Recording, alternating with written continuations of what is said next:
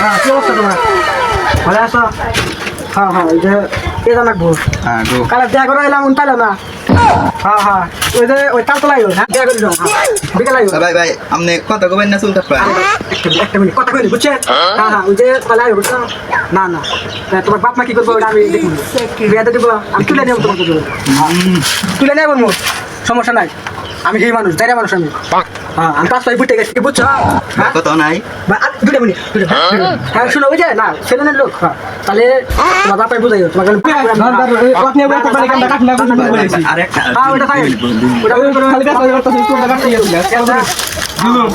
না না ও খাওয়া দাওয়া করছো এখন খাও না বারোটা তাদের খাও কি দেখাইছাও পাঁচ মাছ দেয়া হ্যাঁ পাঁচ মাছ শেখা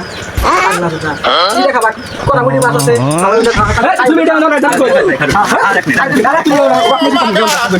তাহলে ঠিক আছে তুই তো আমার সালাম খাই আলাবি আবার কয় তুই তো আমার সালাম খাই আলাবি ভাই একটা মিনিট কথা বলে একটা মিনিট দেখ ভাই আর গেল কাস্টমার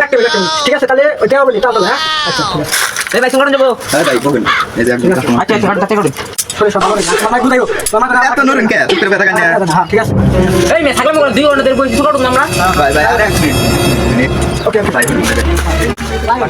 না না সমস্যা নাই আমি দিন